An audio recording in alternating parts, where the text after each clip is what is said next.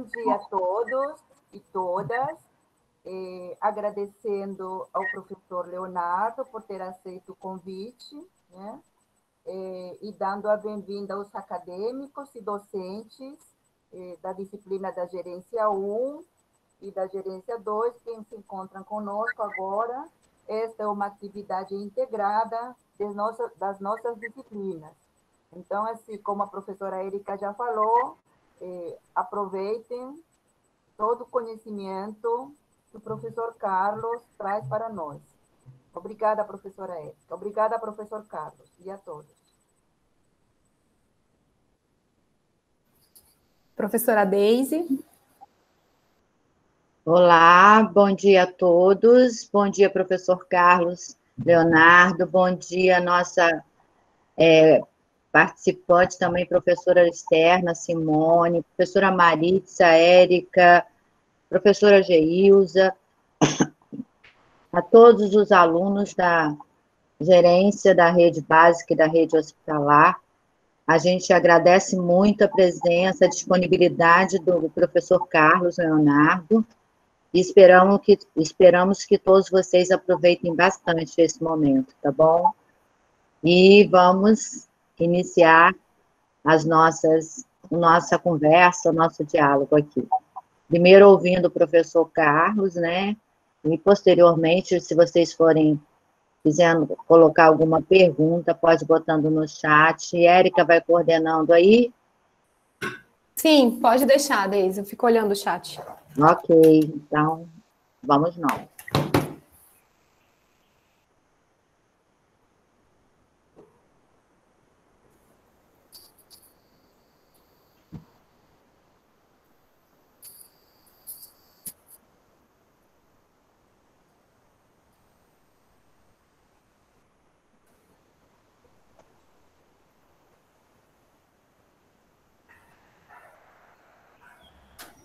Érica, eu já botei para gravar, tá bom? Tá bom, obrigada. Engraçado, não está aparecendo a minha imagem, né? Não tá. Você está com a câmera aberta? Estou. Professora Miriam, bom dia. Professora Miriam chegou também, professora da disciplina de Gerência 1. Bom dia, tudo bom? Tudo bom, meu bem. Leonardo, você quer que a Larissa projete para você ou você mesmo? Se ela puder, eu agradeço. Larissa, por favor, pode projetar. Tá. Alguma coisa na câmera, porque realmente não está... Estou com a câmera ligada e não aparece a imagem. Doideira. Cada dia é uma novidade nesse mundo virtual, né? E o G Suite está restringindo agora. Não sei se vocês estão passando por isso, Leonardo, mas aqui a gente já começou a ter algumas restrições no pacote. Eles avisaram mesmo algumas restrições. A partir de outubro, né? De agora. Isso. Queria só reforçar para vocês manterem o microfone desligado, como nós temos muitas pessoas na sala, só para não dar interferência, tá? Durante a apresentação. Bem, então, queria agradecer o convite à Universidade Federal Fluminense, na pessoa da professora Érica. Saiba que a recíproca é verdadeira, professora, toda a admiração do seu trabalho, sua trajetória também em prol da enfermagem, da ciência e da pesquisa. Bem, eu recebi o convite para discutir um pouco com vocês sobre a questão da elaboração de protocolos de enfermagem. Como foi falado pela professora Érica, atualmente eu integro uma comissão sobre práticas avançadas do Conselho Federal de Enfermagem. Essa comissão ela foi fundada, ela surgiu em 2016 devido a uma demanda da própria Organização Mundial de Saúde, por meio da Organização Pan-Americana de Saúde, que vem discutindo a implantação das práticas avançadas de enfermagem na América Latina e no Caribe. E essa comissão ela teve como objetivo dar subsídio ao Conselho Federal de Enfermagem sobre o estado da arte das práticas avançadas de enfermagem no mundo, como ela vem se desenvolvendo nos países europeus, no Canadá, nos Estados Unidos, e repensar como está se dando a formação da enfermagem no Brasil e quais as possibilidades de implantação das práticas avançadas de enfermagem no Brasil.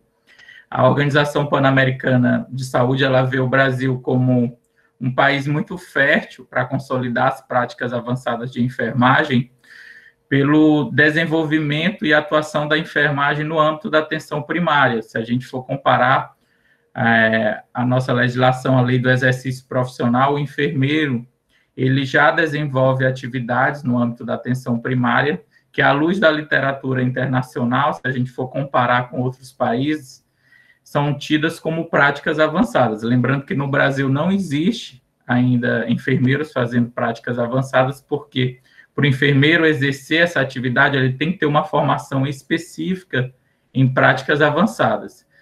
O padrão ouro de formação das práticas avançadas nos países europeus, no Canadá e nos Estados Unidos, se dá por meio do mestrado profissional. Então, é uma discussão ainda muito embrionária no Brasil. Essa comissão ela está avançando em discussões. A gente está trabalhando em duas frentes, que é a elaboração de protocolos de enfermagem pelos conselhos regionais de enfermagem. Eu até encaminhei para vocês as diretrizes que a gente elaborou para orientar esses conselhos regionais na elaboração dos protocolos. E a outra frente que a gente está trabalhando é de uma pesquisa de âmbito nacional, que ela está sendo coordenada pela Universidade de Brasília, junto com os CORENs, que é para identificar as práticas de enfermagem na atenção primária. Eu acho que para se pensar em práticas avançadas, primeiro a gente tem que ter um diagnóstico do que o enfermeiro vem fazendo na atenção primária no Brasil. A gente está em um país com dimensões continentais, e essas práticas, elas são moldadas de acordo com a organização dos serviços, com a distribuição dos profissionais de enfermagem, de acordo com a sua formação e competência para tal. Bem, a discussão agora que a gente vai fazer é sobre a elaboração dos protocolos de enfermagem. Eu sou o professor Carlos Leonardo e atualmente estou como professor adjunto na Universidade Federal do Pará e também sou colaborador do COFEM, tanto nessa comissão de práticas avançadas como na revista oficial do COFEM, que é a revista Enfermagem em Foco, como editor. Próximo. Bem, primeiro eu quero contextualizar a particularidade do Brasil. Como eu falei, o Brasil, a gente sabe que o Brasil ele tem dimensão territorial, tem vários Brasis dentro de um Brasil, e a pandemia da Covid-19, ela veio reafirmar mais ainda essa disparidade entre as regiões, entre a temporaneidade da Covid-19, que se deu primeiro em alguns estados, posteriormente em outros, várias ondas da Covid-19 dentro de um mesmo território. E o Brasil, como um mundo, ele está passando por mudanças na taxa tanto de mortalidade como de morbidades, que está relacionada às três transições que a gente fala, que é a transição demográfica, então a população está envelhecendo, a transição epidemiológica. O Brasil tem uma particularidade, por ser um país subdesenvolvido, a gente convive ainda com doenças que são típicas de países subdesenvolvidos, como a malária, hanseníase, tuberculose, mas também convive agora com doenças crônico-degenerativas, né? Obesidade, ocasionadas pela obesidade, como as doenças circulatórias, e também por questões de transições nutricionais. A população ela está ficando obesa, está aumentando cada vez mais a obesidade, mas a gente se depara com subnutrição, cachocor, marasmo, que são típicas de desnutrição, principalmente nas regiões mais carentes do país, como a região norte e nordeste. Então, o perfil nosológico do Brasil, ele traz isso. E aí eu trago uma referência de um número da The Lancet, que eu acho que muitos conhecem, que é sobre a saúde no Brasil, que foi feito em 2011, possivelmente irão atualizar, que ele problematiza essa questão do perfil nosológico e epidemiológico das doenças no Brasil. Então, a situação de saúde no Brasil, a gente tem uma tripla carga de doenças, que é uma agenda, como eu falei, não concluída de infecções, desnutrição e problema de saúde reprodutiva. Ainda morrem mulheres, mortalidade materna, consequência de um aborto inseguro, a forte predominância de doenças crônicas e de seus fatores de risco, tabagismo, sobrepeso, alimentação inadequada, estresse social, inatividade física, consumo do álcool e outras drogas. A pandemia, além do efeito biológico, patológico, ela também trouxe transtornos mentais, né? Aumentou, a gente não pode pensar hoje o conceito saúde-doença, o conceito de saúde apenas como ausência de doença, e sim como os fatores determinantes e condicionantes. Se a gente for avaliar a pandemia da Covid-19, eu vou ilustrar aqui o exemplo, ela não tem só um fator patológico biológico, também ela tem um fator fortemente psicológico. A gente tem observado o aumento da violência doméstica, violência contra a mulher, o que vai de frente com a nossa profissão de enfermagem, que é uma profissão predominantemente feminina. E o crescimento das causas externas. E se a gente for pegar os motivos, as causas de internações hospitalares, a gente vai observar que vários leitos de UTIs estão sendo ocupados por pessoas por meio de acidentes automobilísticos, principalmente nos interiores, nas cidades menores, as pessoas se locomovem com motos. Então, há um alto índice, como também nas grandes metrópoles, né, de internações decorrentes de acidentes automobilísticos e também por violência, por arma branca e arma de fogo, que são essas causas externas, tá? O próximo. Bem, como eu falei, aqui é um mapa do Brasil só para elencar a pesquisa Perfil da Enfermagem, que foi uma pesquisa feita pelo COFEM com a Fundação Fiocruz. Ele mostrou a demografia da enfermagem e a gente até lançou também um novo perfil da enfermagem com dado em dados secundários, que foi a fotografia da enfermagem junto com a OPAS, eu não sei, depois eu posso mandar para vocês, que mostra como se dá a conformação da enfermagem no Brasil. Paradoxalmente, se a gente comparar com outros países, a gente tem um nível médio em maior quantidade, né, que são os técnicos e auxiliares de enfermagem em relação aos profissionais de nível superior. Isso é marcante no Brasil. Desde a ocupação do Brasil, se a gente for observar a demografia da enfermagem no Brasil, a gente observa que os estados de São Paulo, Minas Gerais e Rio de Janeiro, ao maior percentual do número de enfermeiros, técnicos e auxiliares. Existem os vazios sanitários, e principalmente na região norte, Pará, Amazonas, Roraima, Amapá, que são regiões que têm carência de profissionais de enfermagem. Carência de profissionais médicos e nessas regiões onde o enfermeiro ele está mais suscetível a realizar atividades que não estão no protocolo. Então, de repente, um enfermeiro, um técnico de enfermagem numa aldeia indígena, ele se depara com uma situação que ele vai ter que agir por carência de médico, por carências de outros profissionais. Então, se pensar em um protocolo de enfermagem que abrange o Brasil, é inviável, porque a gente tem diferenças regionais, tem diferenças estaduais. Então, quando a gente pensou nessas diretrizes para a construção de protocolos, a gente chegou a um denominador comum. Não dá para fazer um protocolo nacional, devido às particularidades e disparidades regionais, estaduais, como também não dá para incentivar exclusivamente protocolos municipais, como deveria ser feito, porque 90% dos municípios do Brasil são municípios de pequeno porte. Esses municípios de pequeno porte, às vezes, não têm estrutura de recursos humanos, recursos materiais, para elaborar os protocolos municipais. Então, a gente baseou, acho que a Maria Auxiliadora que está dando.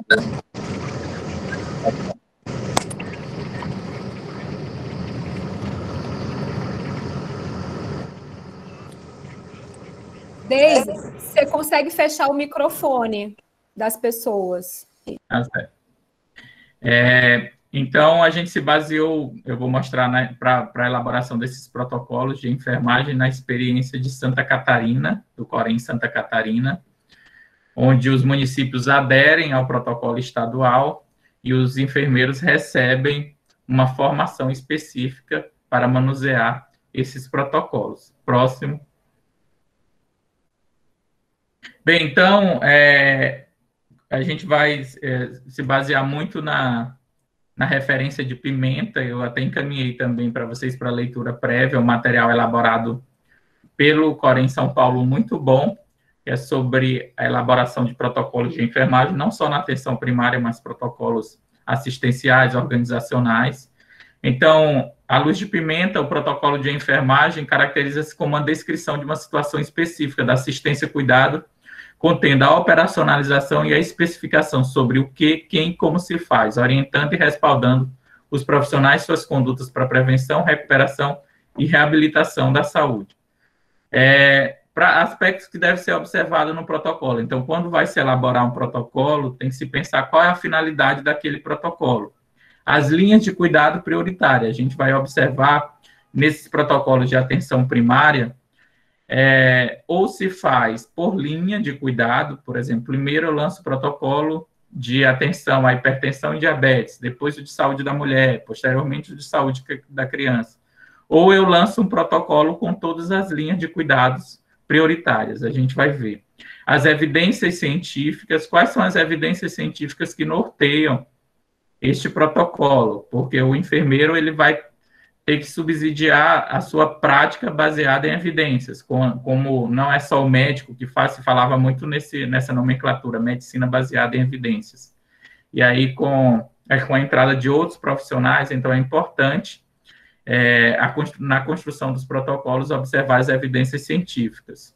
E os princípios éticos e legais que norteiam. Então, dentro do protocolo também se orienta o arcabouço jurídico, a lei do exercício profissional, o decreto que regulamenta a lei do exercício profissional, as resoluções que dão amparo ao enfermeiro nas suas ações. Próximo. Bem, então, quais são as vantagens de se implantar um protocolo? Primeiro, porque promove maior segurança tanto aos usuários e aos profissionais de enfermagem. Então, às vezes, o profissional de enfermagem ainda está se familiarizando com o protocolo, ele teme abrir o protocolo na frente do paciente, mas não deve fazer isso, porque tem os fluxogramas, e esse protocolo ele serve, não é, como guia, como de referência para o segundo, estabelece limites de ação e cooperação entre os envolvidos, né? Então, é interessante que esse protocolo, ele também tem limite de ação.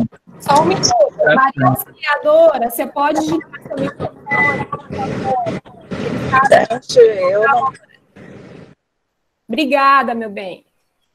Certo, então ele estabelece limites de ação e cooperação, então ele define quais são as responsabilidades de enfermagem, e na atenção primária a gente problematiza muito isso, que é essa síndrome do enfermeiro faz tudo na atenção primária, desde as questões assistenciais a administrativas, então é importante elencar no protocolo quais são as suas responsabilidades. Reduz a variabilidade do cuidado, então o protocolo, como ele é baseado em evidências, então ele, de acordo com aquela problemática, qual é a intervenção, qual é o cuidado de enfermagem que tem que ser feito. Norteia o profissional na tomada de decisões em relação às condutas, incorpora as novas tecnologias, respalda legalmente as ações, dá maior transparência e controle dos custos. Então, se leva também em consideração na elaboração de um protocolo qual é o medicamento, qual é a tomada de medida, qual é o cuidado, qual é o tipo de materiais que tem o melhor controle de custo, a relação custo-benefício na elaboração de um protocolo, tá? Próximo. Bem, então há uma diversidade de protocolos, de nomenclaturas de protocolos na área da saúde. Eu acho que a gente às vezes pega a nomenclatura, observa a lei, né, sobre protocolos assistenciais, protocolo de atenção, protocolo de cuidado, de acompanhamento e avaliação, mas esses protocolos, eles podem ser agrupados em dois eixos maiores, que são os protocolos clínicos e o protocolo de organização de serviços. Eles não são concorrentes, eles se complementam. Eu posso elaborar um protocolo dentro do hospital, um protocolo de atenção primária, com foco na clínica, mas também a relação referência, que é quando a gente encaminha um usuário para o nível primário, e secundário e terciário, e a contrarreferência, que é quando ele volta para o seu nível de atenção. Por exemplo, as unidades de pronto atendimento do Rio de Janeiro, elas implementaram um protocolo. Às vezes o paciente ele chegava com crise hipertensiva na UPA, e ele precisa ser contra-referenciado, né?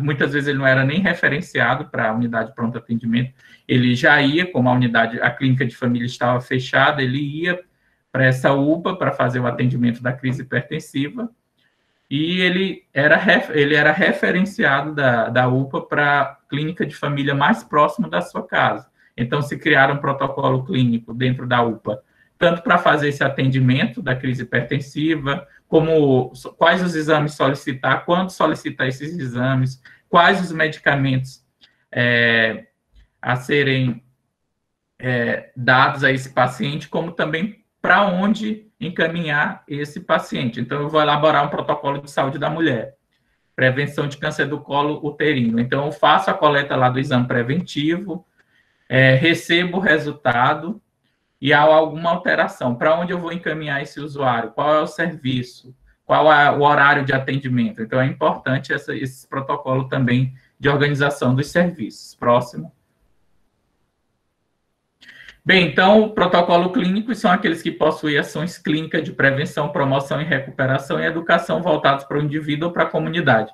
Quando a gente elabora um protocolo, e eu trago aqui a minha experiência, que é na atenção primária, geralmente os protocolos eles não são só clínicos, eles são organizativos também. É um trabalho que a gente quer fazer aqui na Prefeitura de Belém, articulado com a universidade, que é criar essas linhas de cuidado, para onde o paciente, a atenção básica vai encaminhar esse usuário, para ele percorrer a média e alta complexidade. Qual o local, qual o horário de atendimento, quais os telefones de atendimento, que já passa a ser um protocolo organizativo, que é o próximo. Próximo.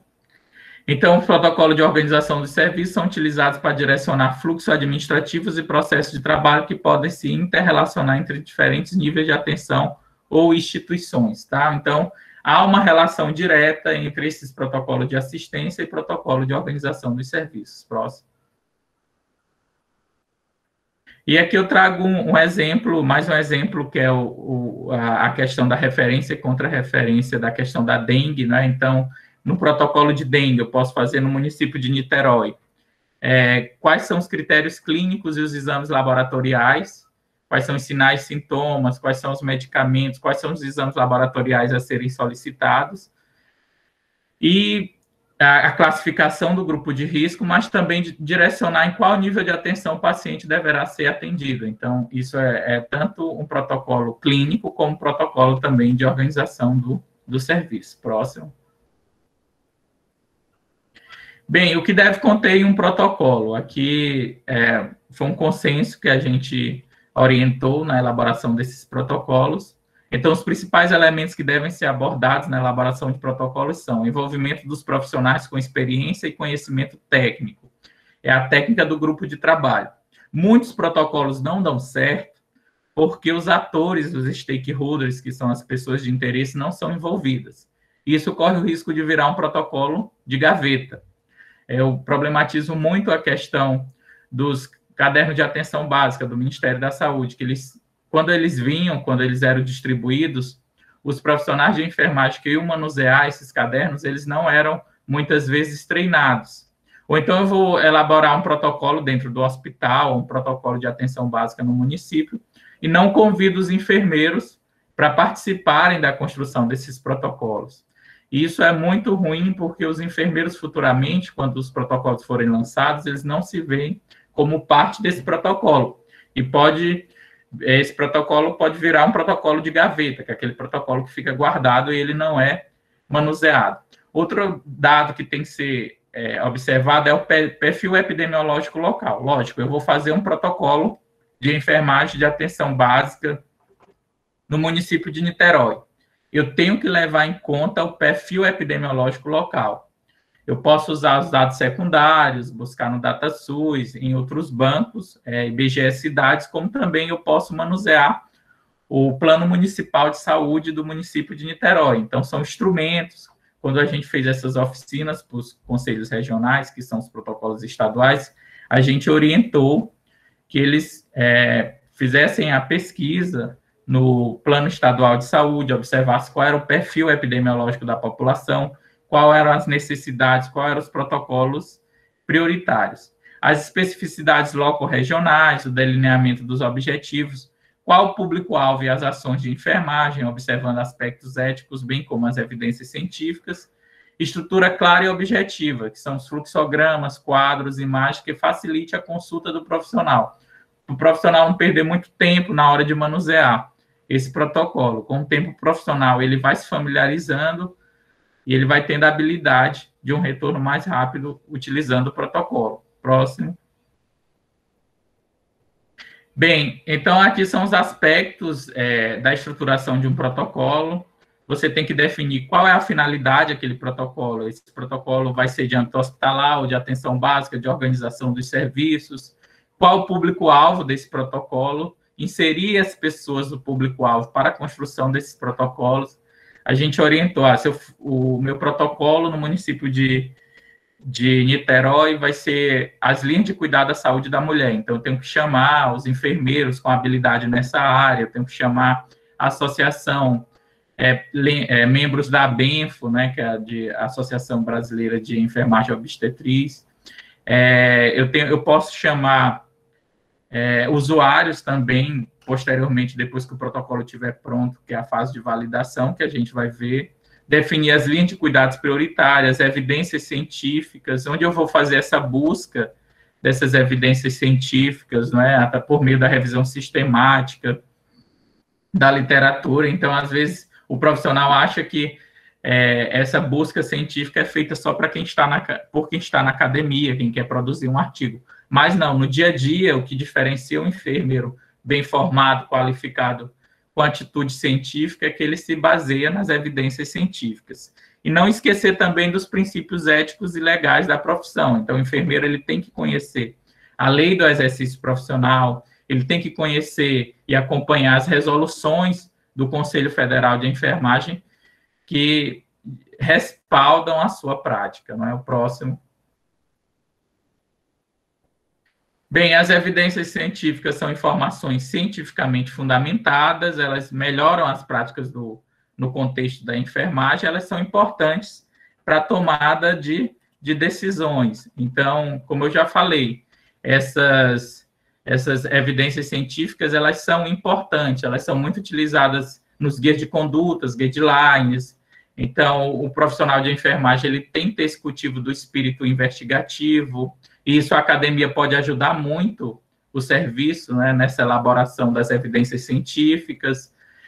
Pode utilizar a revisão sistemática por meio de uma formulação de uma pergunta, seleção e avaliação crítica dos estudos mais relevantes, integrações das melhores evidências, a experiência profissional e as preferências e valores dos pacientes.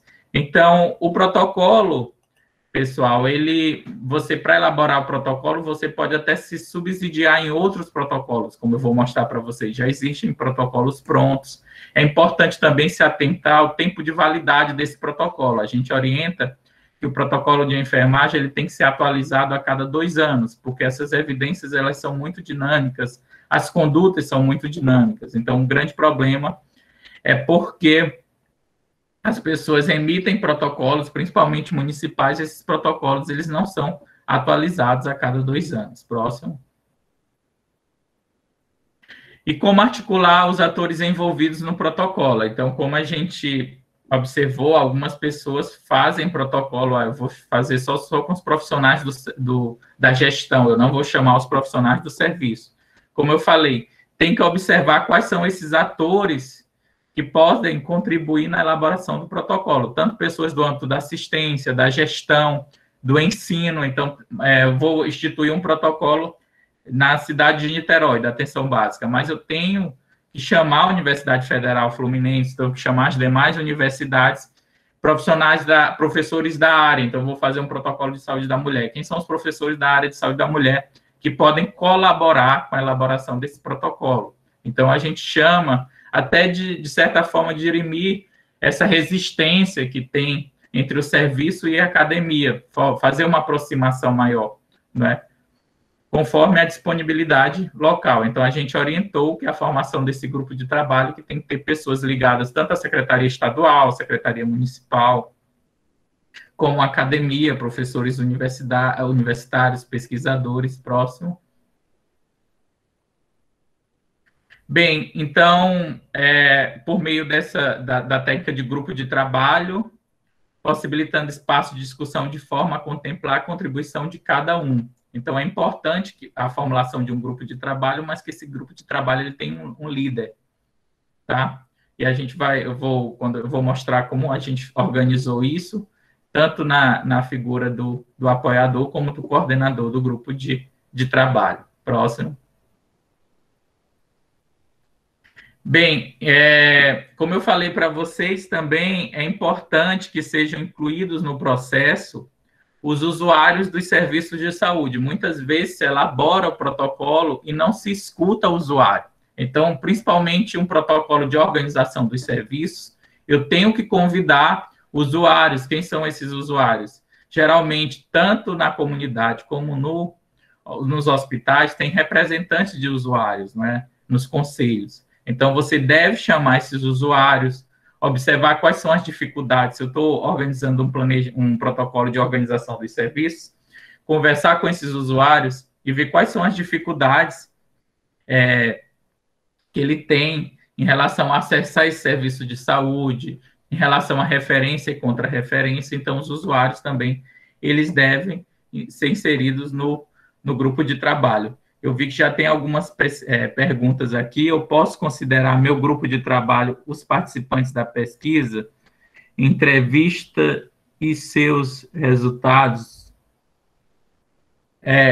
Aí é outro enfoque, não é? A questão do grupo de pesquisa. Eu não entendi especificamente. É na elaboração dos protocolos? Aí a gente pode discutir posteriormente. Tá. Eu posso considerar meu grupo de trabalho os participantes da pesquisa, entrevista e seus resultados. Eu não entendi diretamente, se você puder ser mais claro. Então, bom. Professor, no caso, eu pergunto porque eu preciso montar um grupo de trabalho, mas para mim, o meu projeto, eu vou trabalhar praticamente sozinha, mas eu tenho os participantes da pesquisa, que no caso são os enfermeiros. O resultado da minha pesquisa, da minha entrevista, pode ser considerado grupo de trabalho para a elaboração do meu protocolo? Sim, agora eu entendi. São evidências, né? Então, a gente sempre orienta, se você já tiver um trabalho que mostra a necessidade, eu não sei qual é o foco da sua pesquisa, mas se for o foco de identificar quais são as problemáticas, as necessidades de organização daqueles serviços, aí pode ser um subsídio também para, até orienta, por exemplo, se eu estivesse organizando um protocolo, lhe chamar para você apresentar a sua pesquisa para servir de subsídio para a construção dos protocolos. Isso é uma evidência científica para a construção do protocolo, né? Próximo slide. Bem, então, por que a elaboração de um protocolo deve considerar previamente a realização de um diagnóstico situacional? Como eu falei, levantar o perfil epidemiológico dessa população é você fazer um diagnóstico situacional. Se eu quero elaborar um protocolo para atender a necessidade de um hospital, eu tenho que fazer uma discussão junto com os profissionais de enfermagem daquele hospital. E na atenção primária também. Quando a gente fala a questão da localidade, se insere tanto no território como no âmbito hospitalar.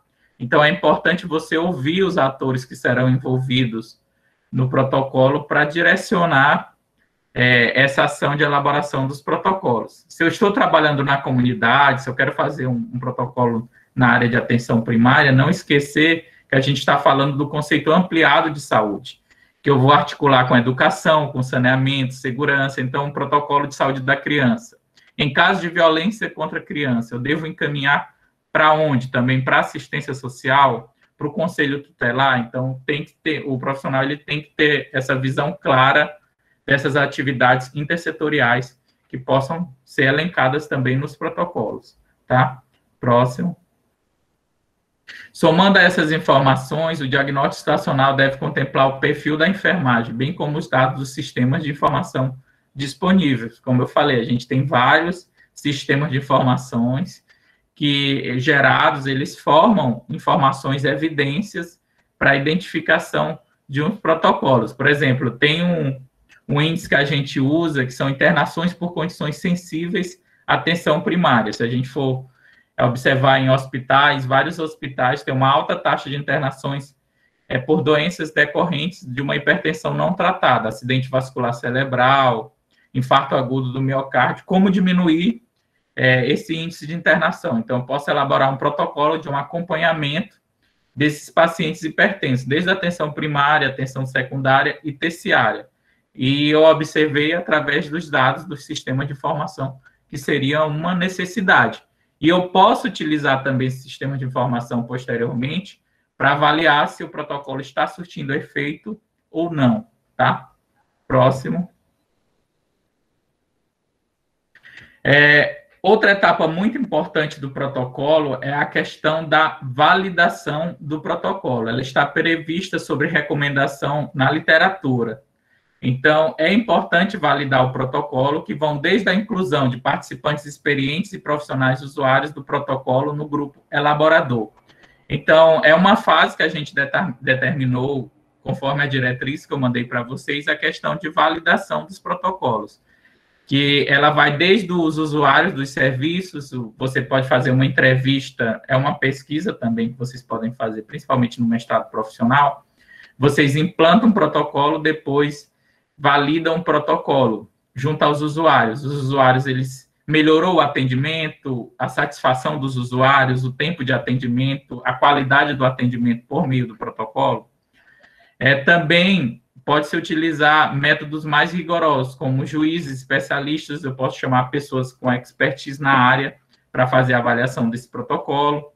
A consulta pública, ela está sendo muito utilizada tanto pelo Ministério da Saúde, então eles lançam os cadernos de saúde pública, até mesmo na política nacional de atenção básica, eles fazem consulta pública, que são dão um prazo, colocam a consulta pública no site, dão um prazo para as pessoas opinarem sobre esse protocolo, por exemplo.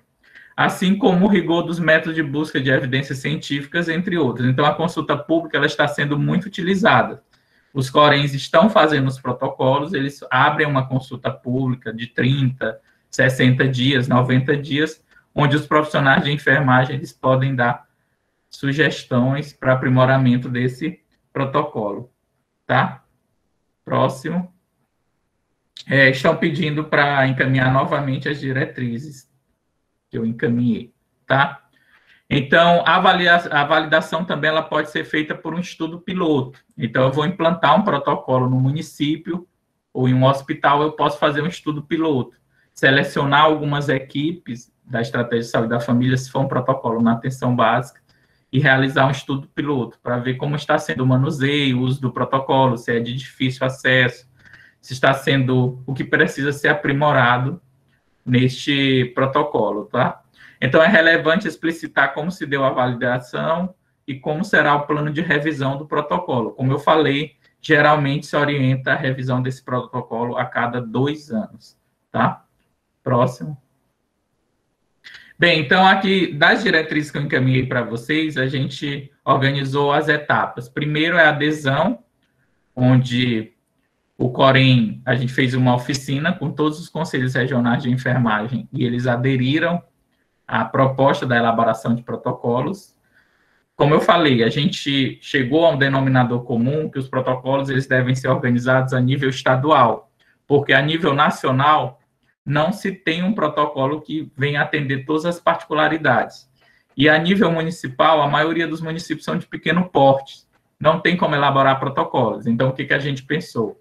O Conselho Regional de Enfermagem, articulado com outros atores, ele coordena a elaboração desse protocolo, e aí o município adere ao protocolo depois de pronto, e aí os profissionais irão receber uma formação para manusear esse protocolo. Depois que o Corem ele aderiu ao protocolo, ele criou o grupo de trabalho, que são essas pessoas ligadas à academia, ligadas ao serviço. Ela aí elabora os protocolos, fazem a validação por teste piloto, por consulta pública, por exemplo, que é o que estão sendo mais feito. Depois fazem a publicação desse protocolo e depois a divulgação.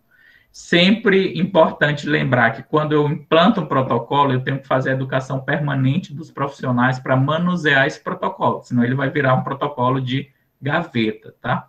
Próximo. Aqui é o material, vocês acham também muito fácil na internet, que a gente elaborou, que são as diretrizes para a elaboração de protocolos de enfermagem na atenção primária à saúde pelos conselhos regionais. Próximo. Bem, nessas diretrizes, a gente instituiu duas figuras, que foi a figura do apoiador e a figura do facilitador. A gente convidou vários apoiadores, que são pessoas que organizaram protocolos em algumas cidades, como de Florianópolis, que é uma referência, o próprio protocolo da cidade do Rio de Janeiro, o protocolo de Santa Catarina, protocolo de Teresina também, que é muito utilizado, protocolo de Campinas, que são pessoas que já tinham experiência prévia na elaboração de protocolos para apoiar os corems na elaboração desse protocolo. Ele faz a revisão desse protocolo, tá? Então, são enfermeiros que têm experiência prévia na elaboração ou aplicação de protocolos na atenção primária e na condução de trabalho em grupo. Próximo. Além do apoiador, a gente instituiu as figuras do facilitador, que são enfermeiros que têm atuado ou atuem na atenção primária e que têm experiência prévia na elaboração e aplicação de protocolos de enfermagem na atenção primária à saúde. O grupo de facilitadores será constituído por 2 profissionais indicados pelos corems que fizeram adesão ao projeto, que serão responsáveis pela condução das atividades em seus estados. Por exemplo, o estado do Rio de Janeiro, ele aderiu ao protocolo, lembrando que a gente tem um protocolo municipal da cidade do Rio de Janeiro, mas não tem um protocolo estadual do Rio de Janeiro. E a gente orientou que eles chamassem os professores das universidades, que chamassem os profissionais da Secretaria Estadual, da Secretaria Municipal, para a elaboração dos protocolos. E o COREM, ele convida 2 enfermeiros ligados ao COREM ou não, para atuarem nessa figura de facilitador, que são as pessoas responsáveis em coordenar esse grupo de trabalho para a elaboração dos protocolos. Além do facilitador, a gente tem a figura do apoiador, que é uma pessoa designada pelo COFEM também, para apoiar o grupo de trabalho para realizar a elaboração dos protocolos. Então, a gente instituiu essas 2 figuras, tanto o apoiador como o facilitador. Próximo. Bem, então, não esquecer na elaboração dos protocolos de enfermagem da SAI, que é a Sistematização da Assistência de Enfermagem, o trabalho em equipe, foco nas atribuições dos profissionais de enfermagem. Muitas vezes a gente vê protocolos focados só na figura do enfermeiro, não. A gente tem que focar nas atribuições também dos técnicos e auxiliares de enfermagem, da equipe como um todo. E o respaldo legal, que é o arcabouço. Então, o protocolo de Goiás, que eu também... vocês podem achar muito facilmente na internet, ele já traz a cada linha de cuidado quais são o arcabouço, quais são a legislação, a lei, as resoluções do COFEM, que normatizam a elaboração de protocolos. Eu vou até citar uma polêmica que está tendo. O município de Florianópolis, o estado de Santa Catarina, todos os enfermeiros eles fazem a implantação do DIU, do dispositivo intrauterino, que foi regulamentada através da resolução do COFEM e está em protocolo de enfermagem. Se teve uma resistência muito grande no município de Florianópolis para os enfermeiros implantarem o dispositivo intrauterino, principalmente dos médicos ginecologistas, e se observou que estava se perdendo muito DIU, porque não tinham profissionais no SUS para implantar esse protocolo, o dispositivo intrauterino. Os enfermeiros eles foram capacitados, e mostrou que se tinha menos problema com a implantação do DIU por enfermeiros do que por médicos ginecologistas. Dava menos erros. E aí também outro plus que se teve na enfermagem de Florianópolis, que mostrou que com a implantação dos protocolos, melhorou a satisfação dos usuários no tempo de atendimento, melhorou o acesso desses usuários na atenção básica, como também diminuir os custos dos serviços de saúde pela intervenção da enfermagem respaldada por um protocolo, tá? Então, assim, são exemplos claros de protocolo, de como o protocolo ele pode nortear o trabalho da da enfermagem. Próximo. Bem, então, só lembrando que o protocolo ele é uma construção coletiva, um dos grandes erros do protocolo é não levar em conta a participação de todos os atores envolvidos no protocolo. Se você faz um protocolo e não envolve as pessoas que irão trabalhar nesse protocolo, esse protocolo não vai dar certo, porque as pessoas não se veem na construção do protocolo, elas não se veem no protocolo. Então, eu quero implantar um cuidado em cima de um protocolo profissional que está lá na ponta, no dia a dia, nem na ponta, na base, né, que a gente utiliza. Ele, na base do atendimento, ele vai dizer, olha, isso é inviável devido à estrutura da unidade básica de saúde, devido à estrutura do serviço, pode ser que se readeque essa estrutura do serviço para atender o que é preconizado no protocolo. Então, é muito importante essa construção coletiva, não só com os profissionais, mas também com os usuários que serão atendidos por meio desse protocolo, tá? Próximo. Bem, agora eu trago modelos de protocolos, eu estou interessado, eu vou focar aqui na atenção primária, mas essas diretrizes, elas servem também para a nível hospitalar, nível secundário e terciário. É o protocolo de enfermagem na atenção primária à saúde do estado de Goiás, ele já foi revisado, já tem várias edições esse protocolo, ele foi um dos protocolos pioneiros, ele foi elaborado pelo Corém Goiás, os protocolos de enfermagem do Corém de Santa Catarina, o guia para a construção de protocolos assistenciais de enfermagem do Corém em São Paulo, que é isso que eu encaminhei para vocês, da Pimenta, Elizabeth Pimenta, guias para a elaboração de protocolos assistenciais do Corém, Minas Gerais também, que vocês podem buscar essas referências, e os protocolos de enfermagem na atenção primária do Rio de Janeiro, que está passando por uma atualização, tá? Próximo. Eu trago aqui o modelo do protocolo de enfermagem de Goiás, é um livreto, é enorme esse protocolo, e ele reuniu em um único protocolo todas as linhas de cuidado prioritária do estado de Goiás. Vigilância epidemiológica, atenção à saúde da família, saúde da criança, do adolescente, da mulher, mental, tuberculose, hanseníase, raiva humana, e por aí vai. Então, esse protocolo ele é muito interessante, ele serve para subsidiar a construção de outros protocolos, porque ele traz, em cada capítulo, as resoluções do COFEM relacionadas à temática. Então, a gente sempre fala para os protocolos que estão sendo construídos, não vão inventar roda, já existem protocolos prontos. Se você citar a fonte, você aprimora o protocolo dentro da realidade do seu estado, do seu município. Esses protocolos podem ser feitos a nível municipal. Então, futuramente, vocês estudantes vão ser secretários de saúde, coordenadores de enfermagem, vocês podem implantar também protocolos de enfermagem. Próximo. Aqui são os protocolos de Santa Catarina. Eu acho que quem estuda atenção primária, quem trabalha em atenção primária, tem que conhecer os serviços de Florianópolis. Eles fizeram os protocolos de Florianópolis e, junto com o convênio com o Corém Santa Catarina, eles instituíram os protocolos para as outras cidades de Santa Catarina. Então, os municípios, eles aderem ao protocolo do Corém Santa Catarina e os profissionais daquele município recebem educação permanente para manusear a elaboração dos protocolos. E os resultados, os impactos estão sendo fantásticos com o uso de protocolo. Só para você ter uma ideia, quase todos os enfermeiros de Santa Catarina são treinados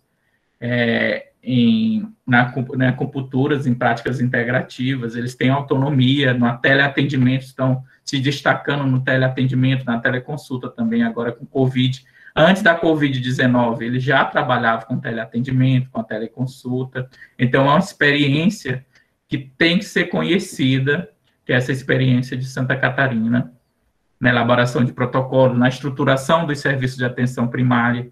Quase todos os profissionais de Santa Catarina são concursados, isso faz toda a diferença, que é uma grande preocupação. Por exemplo, se eu for implantar um protocolo agora em um município que não tem concurso público, eu posso correr o risco de dezembro, a partir de janeiro, não estarem os mesmos profissionais na atenção primária, que é o que eu faço aqui em Belém. Os profissionais, eles não são concursados. A gente fez uma educação permanente com todos os profissionais, médicos, enfermeiros e técnicos de enfermagem das unidades básicas de saúde do distrito aqui da universidade. Possivelmente, próximo ano, eu vou ter que refazer essa educação permanente, porque os profissionais não são o mesmo. Então, aí a importância de um concurso público para que o profissional ele cresça no serviço e o protocolo de enfermagem ele avance também no cuidado de enfermagem. Então, diferente de Goiás, os protocolos de Santa Catarina são lançados por linha de cuidado. Aqui, por exemplo, de infecções sexualmente transmissíveis, o de hipertensão e diabetes. Então, eles não agruparam em um só protocolo. Eles determinaram quais são as linhas, as necessidades maiores, e eles fizeram os protocolos de Santa Catarina. E é outra maneira de se elaborar os protocolos, tá? Próximo. Aqui é o protocolo do Rio de Janeiro, que está sendo atualizado, que é mais dentro da realidade de vocês, mas vocês podem pensar, eu não sei se existe um protocolo de enfermagem na atenção primária dos municípios, do município de Niterói, mas vocês podem conversar com o Rodrigo, que é o secretário de saúde daí, e tem o Aloysio também, ele é dentro do grupo da rede de pesquisa em atenção primária, que eu faço parte da Abrasco também, e ele olha com bons olhos também os protocolos de enfermagem, não é? E o surgimento da Associação Brasileira de Enfermagem, Família e Comunidade está apoiando muito a construção desses protocolos. Vários membros estão trabalhando, que a gente vê que a enfermagem, a especialidade de enfermagem, família e comunidade tem muito a crescer com a elaboração dos protocolos, tá? Próximo. Bem, então, assim, como mensagem final, aqui eu trago o meu estado, o Pará, que tem uma dimensão territorial enorme, assim, com a discrepância social, população ribeirinha, indígena, quilombola, o que se espera. Então, quando a gente elabora um protocolo, a gente pensa nessas pessoas também, que têm uma dificuldade de acesso, em qualificar o Sistema Único de Saúde, em qualificar o cuidado. O que a gente quer é uma enfermagem forte, empoderada profissionalmente, valorizada socialmente, com reconhecimento de sua competência técnica e com regulação profissional, né? O que a gente espera com a elaboração de protocolos que possa ser um instrumento que empodere a enfermagem, né? Próximo. Aqui são algumas referências utilizadas que vocês podem acessar depois. Próximo.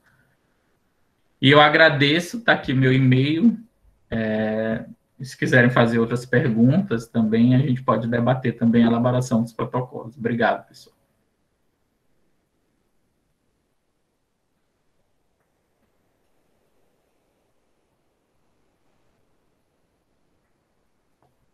Obrigada, Leonardo. Nossa, não sei nem como agradecer, como foi boa essa aula e assim, como é importante, né, Deise, Maritza, a gente trabalhar isso desde a graduação, né? Porque às vezes o profissional ele sai para o mercado e ele se depara ali naquele serviço tendo que construir um protocolo e ele não sabe como fazer, né, por onde começar. E, assim, os nossos alunos de gerência, tanto gerência 1 quanto gerência 2, né, nós temos 1 ano, né, de disciplina, e eles veem muito isso na prática, então surge também como uma demanda para eles integrar essa equipe de construção de protocolo. Então, nós tivemos vários alunos da disciplina de gerência 2, por exemplo, que participaram da equipe, né? Então, tivemos alunos fazendo estágio na comissão de feridas e que construíram os protocolos junto com os profissionais. Então, assim, como é importante o aluno da graduação ter essa visão, né? E agora que nós estamos no ensino remoto, a gente tem feito convites a vocês, né, que trazem um pouco essa realidade prática para os alunos, né, já que eles não estão indo a campo, né? Então, assim, para eles verem como o enfermeiro é importante nesse papel, né? E como a gente precisa realmente se empoderar mesmo cientificamente, né? E trazer a equipe para perto, envolver a equipe nessa construção desse protocolo, avaliar o contexto, né? Fazer adequações. Então, eu só queria mesmo, mais uma vez, te agradecer a disponibilidade, assim, conte conosco também, né? Eu sei que você também é professor da disciplina de gestão aí, então é muito importante a gente fazer essa troca, né, entre as universidades. E aí eu queria agora passar a palavra para as professoras, se alguém quer comentar, fazer alguma pergunta, e também deixar aberto para os alunos. Érica, tem uma pergunta da Kátia aí. Tá. Porque para eu aparecer, eu tenho que entrar para o celular, aí no celular está dando problema no som, porque aí fica dando eco. E aqui no computador não estou conseguindo, já acionei a câmera e nada. Kátia, você pode abrir seu microfone e perguntar? A gente agora... Será que a Kátia está ouvindo? Oi, professora, posso sim. Queria agradecer, a aula foi maravilhosa.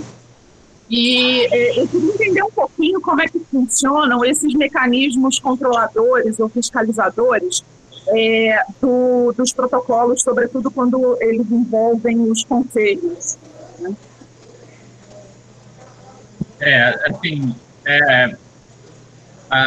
Na questão dos protocolos, a gente vê, com uma boa medida, os Corems, eles tomarem à frente a construção de protocolo até pelo respaldo legal, né? Porque a própria assessoria jurídica do Corem, os fiscais, eles dão esse suporte de regulação, porque às vezes a gente vê iniciativa de municípios que não têm pessoas ligadas aos conselhos regionais nestes protocolos.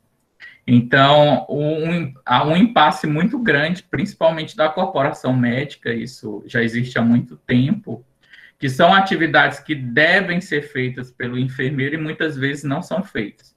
Se a gente for observar a lei do exercício profissional, ela diz que, por exemplo, cabe ao enfermeiro a prescrição, transcrição de medicamentos, a solicitação de exames laboratoriais, mas mediante protocolos estabelecidos. Então, se não existe protocolo, o enfermeiro não tem como se respaldar na solicitação de exames, na prescrição e transcrição de medicamentos. Isso é um grande problema que tem da nossa profissão. Então, por isso que é importante a elaboração de protocolos. E não são outros conselhos, não são outros profissionais que têm que dizer o que a gente tem que fazer. A gente tem uma legislação própria, apesar da nossa lei do exercício profissional ser da década de 80, mas ela é muito atual, lógico que ela precisa ser aprimorada, porque o trabalho na enfermagem, como nas outras profissões de saúde, é muito dinâmico, mas é importante esse respaldo e esse acompanhamento do Conselho Regional. A gente está em um tempo, né, que as entidades representativas, há um discurso muito contrário à questão dos sindicatos, dos conselhos, das associações. Isso é um tiro no pé que a enfermagem pode dar, porque legalmente quem defende a enfermagem nos seus âmbitos de atuação são os conselhos, os sindicatos, são as associações, por isso que é importante se inserir. E a maturidade me ensinou não só criticar, mas fazer parte, construir. É o meu conselho, é a minha Associação Brasileira de Enfermagem, é a minha associação de especialidade, é o meu sindicato, então falta um eu de pertencimento das pessoas nas nossas entidades representativas, né? Alguém mais gostaria de fazer alguma pergunta, gente? Podem abrir o microfone, perguntar, fiquem à vontade. Professora, eu gostaria de perguntar quanto tempo mais ou menos leva para fazer um protocolo desse, até a validação, tipo assim, quanto tempo mais ou menos ele está apto para ser citado? João, então isso varia muito, assim, não tem um tempo determinado, porque vai depender se o município, por exemplo, no âmbito da atenção primária, que é a minha área de estudo, se ele vai optar, se o Corem ou o município, por exemplo, vai optar em abranger dentro de um mesmo protocolo todas as linhas de cuidado, ou se ele vai optar por uma linha de cuidado. Às vezes, o que a gente sempre orienta, como é um trabalho voluntário, geralmente, a construção de protocolos, a gente orienta ter um grupo de trabalho formalizado para emitir uma portaria. Então, o profissional, ele não vai estar lá no serviço, mas que ele tem expertise para fazer um trabalho, por exemplo, uma enfermeira de uma unidade básica de saúde que tem um conhecimento muito grande em feridas, ela também é estomoterapeuta, estou fazendo um protocolo de feridas na atenção primária, ela pode ser chamada para participar do grupo de trabalho e tem uma portaria para ela sair do serviço da assistência direta naquele dia da semana para ir para a reunião da construção de protocolos. Então, não tem um período específico, vai depender da conformação do grupo, do tipo de protocolo que está sendo feito, mas precisa ter um comandante, um líder, uma liderança, um coordenador nesse grupo de pesquisa. até para ele ir mediar problemáticas, mediar a questão do tempo, propor prazos, porque muito acontece isso, né? O município, o Estado, ele adere para a construção do protocolo e se perde no tempo. Um dos grandes problemas agora que a gente enfrentou foi a questão da pandemia. Alguns coreens estão lançando seus protocolos, fizeram o trabalho remoto, outros pararam devido à pandemia, né? Mas isso foi muito prejudicial também para a construção de protocolos. Mas, assim, concluindo, não existe um tempo específico para a construção do protocolo. A gente sabe que tem várias realidades, tem muitas dificuldades em alguns lugares, né? Beleza, obrigado. Mas em sua experiência, mais ou menos, você tem um palpite de tempo? Assim, pelo que estão fazendo aqui, tem coreens, por exemplo, Corém São Paulo. Corém São Paulo, eles têm uma expertise de profissionais muito grande. Eu tive lá apoiando a construção de protocolos. Então, em 3 meses, eles finalizaram a construção do protocolo de saúde da mulher. Lógico, o Corém São Paulo tem uma estrutura muito grande. Eles contam com muitos parceiros. Então, foi muito rápido. Mas tem coreens que iniciaram ainda, já estão com 1 ano e ainda não conseguiram avançar nos protocolos. Isso varia muito com a cultura institucional, com a estrutura de recursos, não é? Então, pode variar. Obrigado. Alguém mais gostaria? Tudo bem, eu queria agradecer a oportunidade de falar, né, na disciplina. Carlos Leonardo, um grande profissional, prazer estar aqui te ouvindo, foi uma excelente palestra, conferência. E a minha pergunta é que esse protocolo de São Paulo foi construído pela professora Cibele Pimenta, e eu conversei um pouco com ela com a questão dos mestrados profissionais, e nós temos o AGRI 2, que é uma proposta que faz a avaliação desses protocolos, se eles seguiram, e também algumas vezes é usada a metodologia. E quando eu conversei com ela, ela dizia que esse protocolo foi construído com uma metodologia para a prática, né? E quando a gente usa ele no mestrado profissional, a gente precisa agregar outras questões metodológicas. Então, eu queria te ouvir um pouco, aproveitar esse espaço, se você poderia me falar dos aspectos metodológicos da construção do protocolo, como que você avalia isso para as pesquisas dos mestrados profissionais também? Até fica para os alunos entenderem essa aplicação para a prática e para a pesquisa, né? Na realidade, esse documento que eu cito não foi um protocolo em si, eles fizeram tipo uma diretriz para a construção de protocolos. Aí teve um resultado, após a elaboração das diretrizes, que o Corém São Paulo, ele aderiu e ele elaborou um protocolo de saúde da mulher, que é o primeiro protocolo em cima dessa metodologia que a gente identificou. Eu não sei se o ponto de partida do mestrado profissional, se vocês irão elaborar o protocolo ou se irão propor metodologias para elaboração do protocolo. São 2 vias que podem ser feitas, né?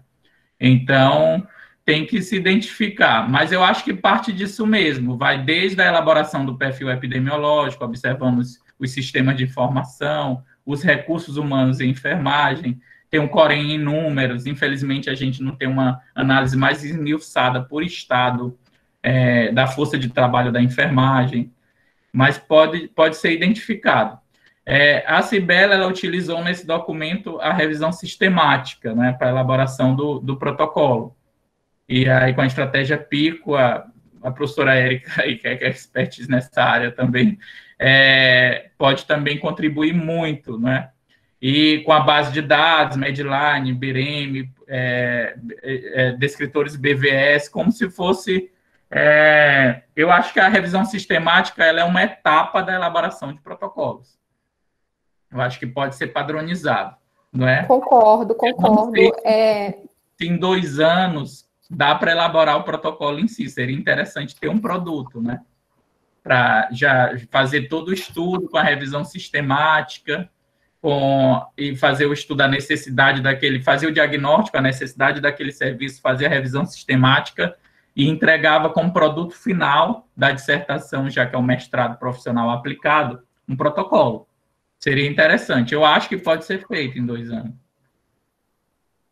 Sim, sabe que eu ia complementar que o Ministério da Saúde também tem 2 publicações, que é uma como construir diretrizes clínicas, né, que eles colocam justamente que o protocolo, quando ele parte de uma revisão sistemática, ele se torna uma diretriz, ele ganha uma conotação, né, muda o termo, mas, enfim. E tem também uma outra publicação que é o ADAPT, que é quando você encontra um protocolo e precisa adaptar a sua realidade. Então, tem essas 2 possibilidades, né? Às vezes a revisão sistemática demanda muito tempo e os serviços, na prática mesmo, isso não é muito funcional, né? Como é que um enfermeiro da prática vai fazer uma revisão sistemática para construir um protocolo? Então, a dica é, né, veja o que já tem de revisão, né? E nós hoje temos muitas publicações e aí eu recomendo o ADAPT do Ministério da Saúde, ele ensina justamente isso, você pegar uma revisão sistemática pronta e fazer uma adaptação para o seu protocolo, que aí eu acho que na prática profissional vai funcionar melhor. Claro que na pesquisa a gente tem um outro olhar, né? A gente consegue fazer desde a revisão, né? E aí para aqueles que estão na ponta, né? Eu acho que isso cai muito bem pela questão do tempo.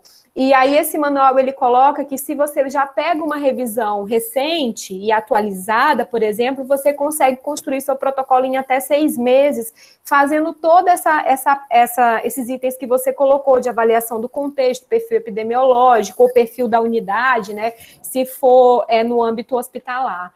Então, é isso. Acho que a gente vai se ajustando de acordo com a realidade, né? Acho que tem que ter um pouco essa flexibilidade. Os profissionais de Florianópolis, se vocês forem pegar os protocolos deles, eles usam essa ferramenta, e eles se baseiam em evidências, né? Bem interessante, assim, como eles foram se instrumentalizando e discutindo cientificamente. Lógico que tem um apoio também da universidade, lá uma aproximação muito grande, com a BEM, com a universidade. E eles usam toda a classificação também, né? Eles usam a CIP em todos, então eles conseguem colocar o exercício profissional, a questão das linguagens, o registro, a documentação eletrônica, são ótimos exemplos, de fato.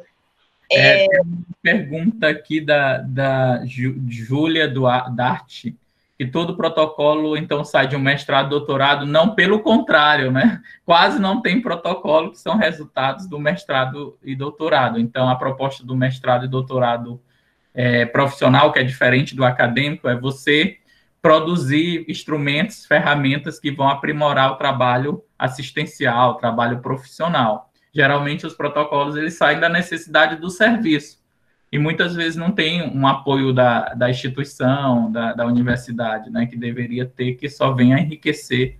Então, a ideia dessa aproximação da universidade é diminuir aquela resistência que os profissionais do serviço têm com a universidade, e muitas vezes a universidade tem com os profissionais do serviço, né? A proposta é essa. Mas a UF é uma das entidades que vai fornecer o mestrado profissional, né, em enfermagem, do convênio com o COFIN. Eu acredito que algumas dissertações podem estar dentro dessa conformação de protocolos, não é, professora Érica? Sim, com certeza. Tem vários projetos onde o produto é a construção e validação de um protocolo. Ótimo. Isso é muito bom mesmo, porque eu acho que a questão do mestrado, ele vem trazer uma qualidade, né, a esses protocolos. Eu acho que por isso que precisa ter essa junção mesmo, né, do pessoal que está na prática com a academia. Eu acho que surge de uma necessidade prática, e a academia, ela vem fomentar justamente essa questão mais científica, como buscar na literatura, como a gente consegue, né, avaliar as melhores evidências, e aí eu acho que é um casamento, assim, perfeito. Tem mais pergunta aqui no chat. Tem peraí, deixa eu ver, depois da Júlia. Deixa eu voltar aqui. Tem a Janile, que coloca assim: quando o serviço de saúde já tem um protocolo, exemplo, analgesia e uso de opioide, e se quer melhorar algo nesse contexto, né, em algum momento esse protocolo institucional deverá ser citado, mesmo sendo um protocolo geral?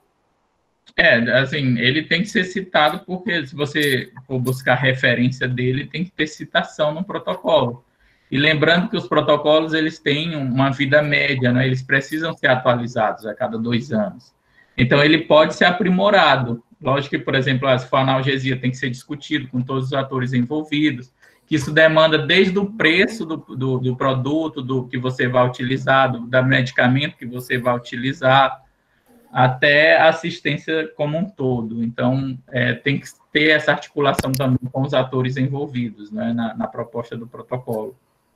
Isso. Nesse caso dela, eu posso falar com um pouco mais de propriedade, eu sou orientadora. O serviço já tem um protocolo, só que é um protocolo geral, né, de uso de opioide. E o que acontece na prática? Os pacientes ficam com opioide em bomba infusora e os enfermeiros, eles já alteram o volume dessa bomba de forma empírica, né, digamos assim, eles avaliam, porque eles que estão ali à frente, não é o médico, é o enfermeiro, né, e eles já mudam essa dose, e isso é um incômodo dela, ela vem da prática, ela está na ponta, né, e ela se preocupa muito com a questão da segurança do paciente, né, e que isso realmente precisa ficar em um protocolo de enfermagem reconhecido pela instituição. Dos profissionais também, né? Dos profissionais também, exatamente. Então, assim, um protocolo regulamentado pela instituição, dando ao enfermeiro autonomia, né, para gerenciar esse opioide em bomba infusora. Então, esse é o grande questionamento dela. E aí eu acho que sim, tem que ter um link com o protocolo maior, né, o protocolo da instituição, mas isso vai trazer um respaldo muito grande a uma prática que eles já fazem. E isso é algo que a gente vê constante, né? E aí surge, sim, a necessidade de um protocolo. Tem uma outra pergunta da Mariana, que ela coloca se tem algum exemplo de diretriz específica para alta complexidade, que ela viu muitas situações da atenção básica e ela quer saber se já tem algo em relação a isso pelo COFEM. Pelo COFEM ainda não, em relação à alta complexidade. O que se observa, assim, de acordo com a unidade, você pode estar buscando experiências, conversando com grandes hospitais, tanto público como privado, filantrópico, eles têm protocolos específicos. Você pode entrar no site do Albert Einstein, do Sírio-Libanês, dentre outros hospitais, da Rede Dó, tem protocolos específicos onde você pode se basear também, né? O hospital da UFRJ, o Hospital Universitário, também tem protocolos. Então, é bem interessante. A gente está com uma pesquisa, um estudo multicêntrico, que está sendo coordenado pela professora Lacoque Erdmann, que é para a gente identificar, avaliar o cuidado de enfermagem no enfrentamento da Covid-19 em hospitais universitários. E a gente está avaliando, na análise documental também, a gente vai avaliar os protocolos estabelecidos também. Então, uma fonte de informação também de avaliação da qualidade do serviço, né, os protocolos. Para além do manuseio, para redirecionar o cuidado, a assistência também, ele serve como instrumento também de avaliação da prática, não é? Com certeza. A professora Lacoque é uma grande colaboradora nossa aqui, e eu acho que essa pesquisa até passou o link em algum grupo nosso. Eu fiquei sabendo da pesquisa, muito, muito interessante. Tem uma outra pergunta, né, para comentar, acho que é alguma aluna perguntando da diferença entre mestrado profissional e acadêmico, né, e ela comenta que ela não sabia, né, que existia essa diferença, então pode comentar, Rose, se quiser complementar também, que você tem um domínio aí também. Assim, o mestrado acadêmico, ele forma professores, docentes, né? Então, é uma grande discussão, que às vezes tem um mestrado acadêmico e não tem uma disciplina de formação acadêmica, né? De formação didática. Isso é uma grande discussão, que vários mestrados acadêmicos formam mais pesquisador do que, de certa forma, um docente. Já o mestrado profissional, você entra no mestrado, é aquele profissional que ele não vai lecionar diretamente a universidade, mas ele quer intervir, ele quer melhorar a qualidade do atendimento. Geralmente, a sua dissertação, ela vem da necessidade do serviço em qual ele está inserido. Então, ele vai produzir tecnologias, né? Tecnologias do cuidado, várias tecnologias relacionadas a isso, né? Isso que eu entendo a diferença entre o profissional e acadêmico. Até umas discussões que profissionais que fizeram mestrado profissional estão sendo inseridos em universidades por concurso público, e não deveria, porque a formação do mestrado acadêmico, do mestrado profissional, é para intervir dentro do seu espaço laboral, né, assistencial, gerencial, não no espaço acadêmico como um todo. E aí fica aí para os alunos, né, de graduação que forem seguir, né, o caminho, aí vocês já estão sabendo aí a diferença. A Rose está aqui, que ela é coordenadora do mestrado profissional em enfermagem assistencial, né, está assistindo a nossa aula, e se quiser fazer algum complemento também, Rose, pode ficar à vontade. Eu acho que o professor foi muito claro, né? A única questão é que nós aqui na escola temos 2 mestrados profissionais, o assistencial, que hoje tem 15 bolsas, né, financiadas pelo acordo CAPES-COFENS, 5 aqui na sede, que é a professora Ana Carla que coordena, e 10 com a UFAC no Acre. Então, esse é um grande projeto que incentiva a formação do mestrado profissional, né? Então, assim, eu convidei os alunos, a professora gentilmente, tem vários alunos do mestrado profissional aqui, professor Carlos, tanto do Acre, quanto aqui da sede, né? Então, por isso que eu fiz a pergunta da questão da diferença, porque muitos mestrados, que a gente tem a discussão do uso do protocolo do COFEN como método nos projetos do mestrado. Então, a gente entende que tem que articular. O projeto vai fazer a questão na prática e eu complemento com outra ferramenta que a professora Érica falou para fazer a metodologia do mestrado profissional, né? Que une teoria e prática. Então, essa é muito interessante. E o quanto esse processo de financiamento articula, né, a prática. Sobre a questão do profissional, do mestrado profissional, entrar na docência, eu tenho pensado muito sobre isso, acho que a gente precisa questionar mesmo, porque também nós precisamos de professores, isso é uma questão que outros países que estão mais avançados nessa formação, eles têm entendido que o mestrado seria só profissional, que aí você forma essa pessoa na especialidade, porque também para dar aula, a pessoa dar aula sem ter prática é uma questão muito complexa. É um professor que não sabe falar da sua área de enfermagem, né? Se ele é só acadêmico. E aí ter só o doutorado acadêmico talvez é um futuro, que é para formar o pesquisador e o docente. Mas a professor, a formação básica seria sempre ter o mestrado profissional. E a gente tem visto que os nossos alunos têm conseguido entrar porque ele consegue dar a aula, prova de aula, muito melhor, porque ele tem a questão prática, né? Então, acho que isso é uma coisa também para pensarmos o alinhamento da formação de pós-graduação continuada. Por exemplo, aqui o exemplo das enfermeiras que conseguiram fazer a pesquisa comparando os médicos com enfermeiros de Santa Cruz, é a primeira pesquisa que a gente tem no Brasil que denota a relevância da prática avançada de enfermagem, né? Então, essas pesquisas foram o que fizeram nos Estados Unidos conseguir instituir a enfermagem de prática avançada, que tem tudo a ver com esse processo que a gente está discutindo aqui.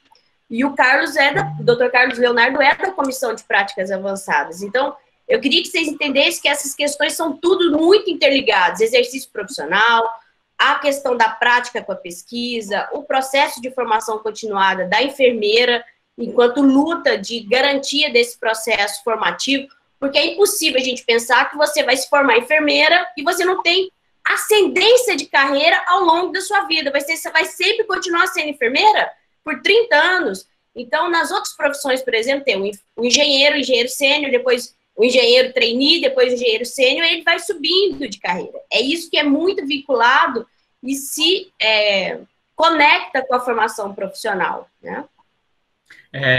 Que fora do Brasil a gente tem isso já muito bem estruturado, né? No Brasil é que a enfermagem ainda não tem isso estabelecido. E por que eles fizeram isso na Inglaterra? Porque muitas enfermeiras tinham 10 anos de profissão, saíam e iam para outra área para garantir um ganho salarial maior.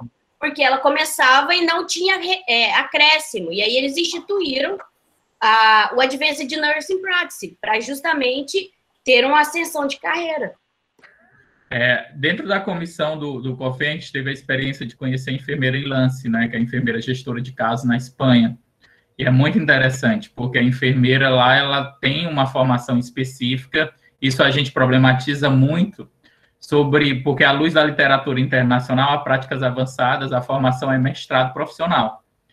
E aqui no Brasil, quando se fala em práticas avançadas, a gente sempre se pergunta quem vai formar, não é? Porque a gente não tem um grande número de professores com essa habilidade clínica em enfermagem avançada, não é? Então, teria que mapear esses profissionais para formar justamente pela nossa formação. E é o que eu quero problematizar, principalmente que tem alunos aqui. Às vezes o aluno ele chega para mim, professor, eu faço antes uma residência ou um mestrado. O aluno ele já quer ser doutor com 25 anos, né? Assim. Mas eu falo assim, mas você vai ensinar o quê se você não tem uma vivência? Então, a gente se depara com pessoas concorrendo a concurso público em universidades que reprovam na prova prática, com doutorado, porque nunca trabalharam. Então, tem candidatos que saem da faculdade, vão para o mestrado e, posteriormente, para o doutorado, e reprovam na prova prática e voltam para fazer residência, porque não tem uma experiência prática profissional. Então, assim, eu não oriento os alunos seguirem carreira acadêmica sem uma formação prévia, né? Então, porque ele vai ser um professor abstrato, ele vai prejudicar o processo de ensino-aprendizagem, ele vai supor o que está acontecendo. Eu acho que tudo tem o seu tempo. Eu acho que o que facilitou muito, assim, a minha atividade profissional, eu trabalhei 9 anos como enfermeiro de família e comunidade, trabalhei na gestão com 22 anos, isso facilita muito até teorizar na sala de aula. Então, fiquem muito atentos a isso. Para ser docente, você tem que ter uma vivência prática.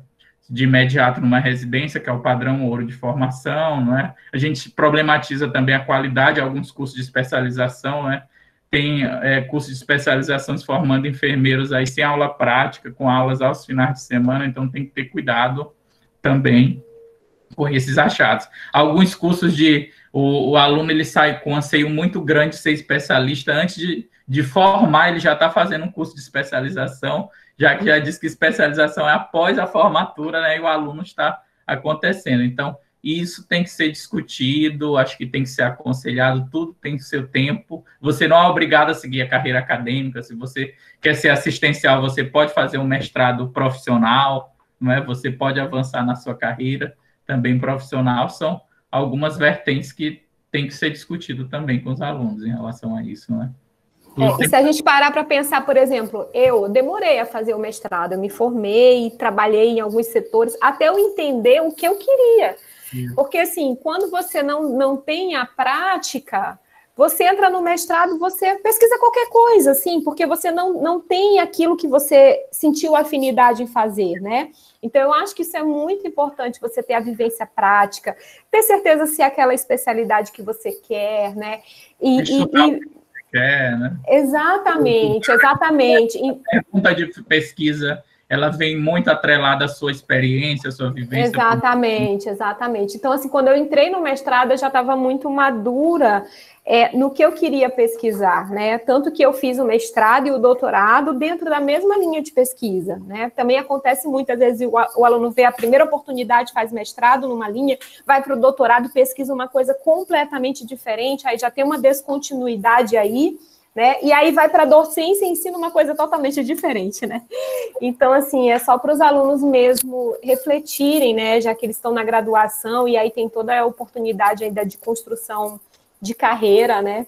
Assim, quanto é importante a gente ter esse pensamento crítico mesmo e refletir, né, sobre o caminho que a gente vai percorrer, né? Eu queria saber dos alunos da graduação, assim, se ficou claro para vocês, se vocês conseguiram correlacionar a prática, né? Porque a nossa ideia aqui era trazer um pouco essa parte prática para eles. Eles já vivenciaram estágios, né, nos períodos anteriores, e a gente queria ouvir um pouquinho vocês, os alunos da graduação, poderiam falar um pouquinho, abrir o microfone. Bom, professora, eu achei muito interessante, principalmente esse final agora, com essa discussão sobre os mestrados. Confesso que era uma dúvida que eu também tinha sobre mestrado profissional, sobre mestrado docente e por aí vai. Então, acredito que foi de grande relevância, porque a questão de protocolo, uma coisa que ele falou, o Carlos falou na palestra dele, que eu também tinha dúvidas e eu não sabia, porque quando eu lia o código de ética, sempre fala, o enfermeiro ele pode fazer prescrições e solicitações de exames em protocolos e tal, só que eu ficava, tá bom, tipo assim, mas quais protocolos? Aí hoje eu já entendo que tipo, o enfermeiro ele senta com uma equipe e produz esses próprios protocolos. Então eu acredito que foi de grande ganho e parabenizo vocês por ter feito essa palestra hoje para gente que está na graduação.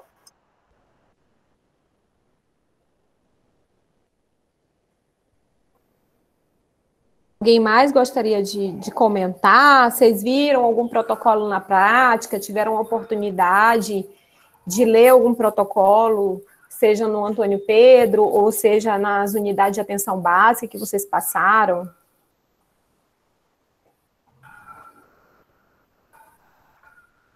Eu acho que eles podem até fazer esse exercício, né? Ver se já tem um protocolo dentro das instituições de saúde aí de Niterói.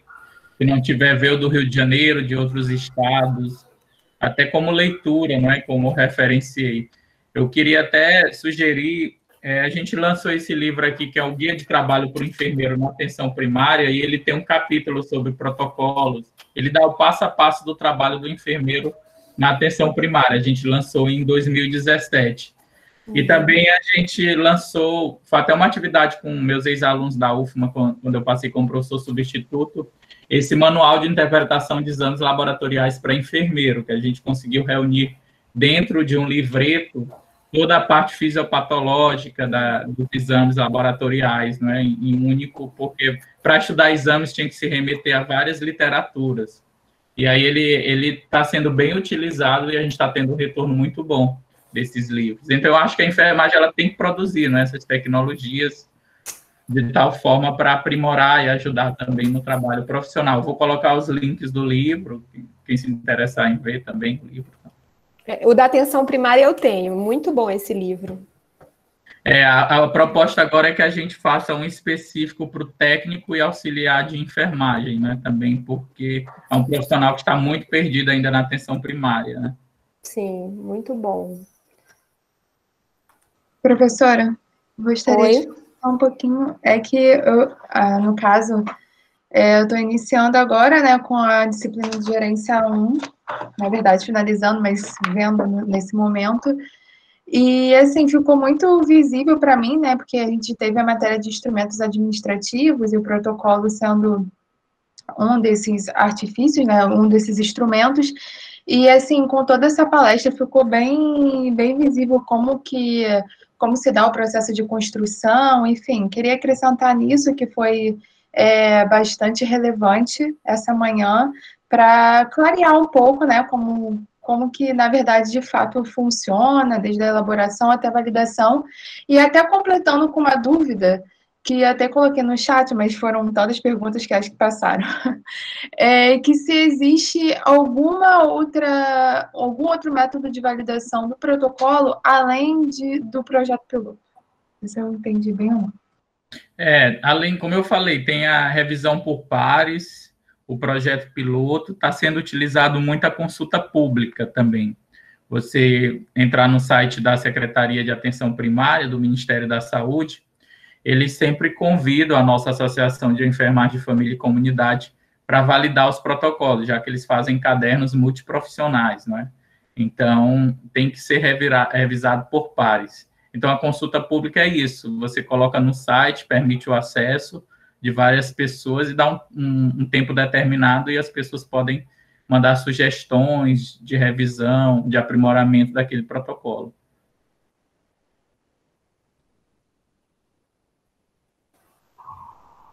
Tem uma perguntinha do João Vitor no chat, se essa validação tem que ser por expert. Como é que poderia... Pode-se mandar por um convite específico para o experts, ou pode fazer, quando é consulta pública, é por todos. Até o usuário, ele pode ir lá e dar a sugestão dele, entendeu? Mas uma das maneiras da validação é expert também. Mas eu acho que, se tratando como é por dinheiro público, a lei da transparência, a consulta pública também ela é muito bem-vinda, né? Isso, e os protocolos do Ministério da Saúde, eles passam por consulta pública, né, pela Conitec. Se vocês entrarem no site da Conitec, tem todas as diretrizes, né, preconizadas pelo Ministério, que vai além da enfermagem, claro, mas passam por consulta pública, sim. Isso é muito interessante. né? E aí a gente também faz uma validação interna, né, com a própria equipe, né, com os profissionais, e aí pode ter também a validação externa, que aí a gente pode estar convidando esses especialistas, né, para opinarem sobre o protocolo.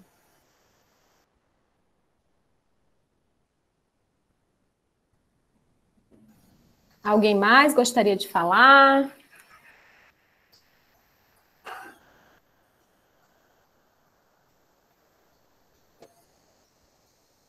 Ó, a Letícia está dando um depoimento aqui, que tem acompanhado algumas lives da MPEA, essa ambientação para o aluno da graduação, que ela está achando ótima essa ambientação para o aluno da graduação e programação da carreira profissional. Muito bom saber disso, Letícia, essa é a ideia mesmo.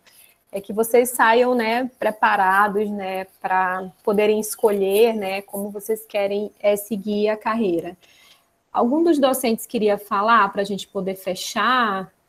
Professora Deise, que coordena a Gerência 2, professora Maritza, professora Miriam, professor Pedro, professora Geilza.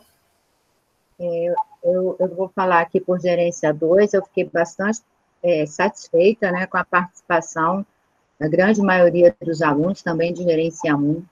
Acho que Carlos respondeu, foi um assunto que incitou mesmo a curiosidade também dos alunos, e ele atendeu com a Rose e a Érica, toda a demanda de perguntas, e eu acho que fica muito claro também essa outra questão, que foi qual é a diferença do mestrado profissional e acadêmico. Acho super importante também, hoje, em todo o processo seletivo, seja para docente ou para o enfermeiro, avalia-se no currículo experiência prévia, e mesmo para a docência, não ver só a experiência enquanto docente em outras instituições, mas a questão da prática, porque é muito importante quando a gente tem esse conhecimento da assistência, porque a gente leva para a sala de aula e consegue fazer essa conexão da teoria e da prática, né? Então, acho bastante relevante que os alunos não tenham essa carreira, assim, monumental, em muito pouco tempo, de sair da graduação para um mestrado, para um doutorado, e sem essa abordagem, sem esse embasamento que a assistência dá, sem dúvida, porque o que acontece lá, né, a gente tem que resolver no dia a dia, seja uma questão gerencial, seja uma questão da assistência, e é lá que a gente aprende muito como lidar, e aprende todos esses temas que a gente veio ao longo da disciplina abordando, né? Então, a questão da negociação, da comunicação, da liderança, dos indicadores de qualidade, né, de tantos temas importantes e relevantes que a gente colocou aqui, e da gente perceber o quanto eles se entrelaçam. E foi muito interessante também que o professor Carlos pontuou, que existe, né, os protocolos clínicos, muito voltado para aquele cuidado específico, e também os organizacionais de funcionamento, seja do município ou da própria instituição, né? É um fluxo, como que o paciente chega lá, né, como que ele deve ser atendido, a questão da humanização, do atendimento, né, a questão da segurança, tudo isso tem que ser levado em conta. Então, eu só tenho a agradecer e a parabenizar por esse encontro, né, das duas disciplinas, e com os alunos também e professores da pós-graduação. Bem, eu, enquanto professora que faz parte também da disciplina de gerência, gostaria de agradecer ao Dr. Carlos pela brilhante explanação, bastante esclarecedor, né, de forma bem objetiva.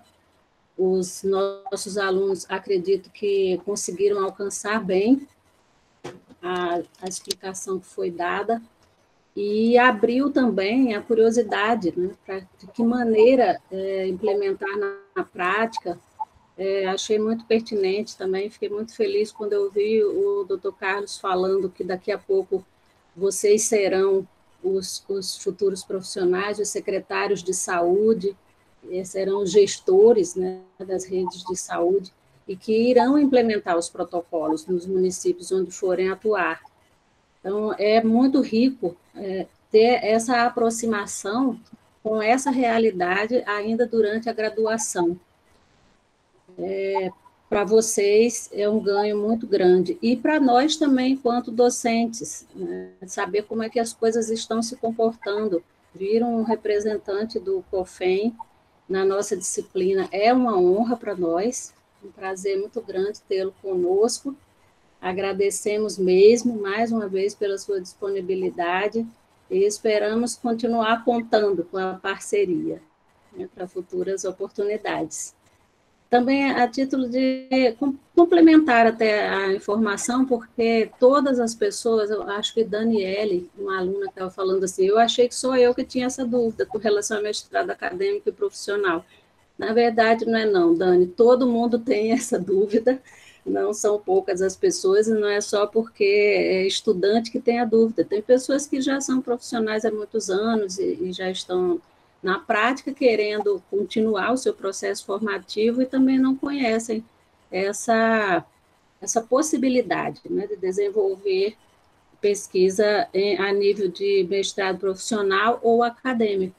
Então, uma informação a mais para os estudantes que estão na graduação é que, além do mestrado profissional em enfermagem assistencial, que nós temos, e que foi o primeiro, né, no nosso país, muito nos honra, em enfermagem, é que nós também temos na nossa escola o mestrado profissional em ensino na saúde, que é multiprofissional. Então, nós temos lá profissionais diversos, não só da área da saúde, temos médicos, enfermeiros, fisioterapeutas, educadores físicos, assistentes sociais, pedagogos, vários profissionais que queiram pesquisar ensino na saúde a partir de uma problemática advinda da prática, que também é outro mestrado da nossa escola, além do acadêmico. Então, na verdade, a escola Aurora de Afonso Costa tem 3 mestrados, um acadêmico, que é multiprofissional também, em Ciências do Cuidado em Saúde,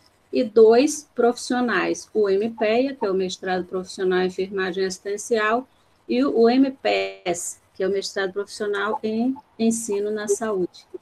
Mas para complementar, né, porque aí vocês já vão vendo as diversas possibilidades que temos e que podemos alcançar no futuro. Achei também muito pertinente a colocação do Dr. Carlos, que é o meu pensamento também, que cada coisa tem o seu tempo. Penso que não é bom pular etapas, né? Eu, por exemplo, também, quando fui fazer mestrado, eu já atuava há quase 15 anos na enfermagem e dando aula nos cursos técnicos. Eu penso que isso foi muito enriquecedor para mim, porque no momento que eu percebi que já tinha maturidade para isso, aí eu fui para mestrado, doutorado e etc.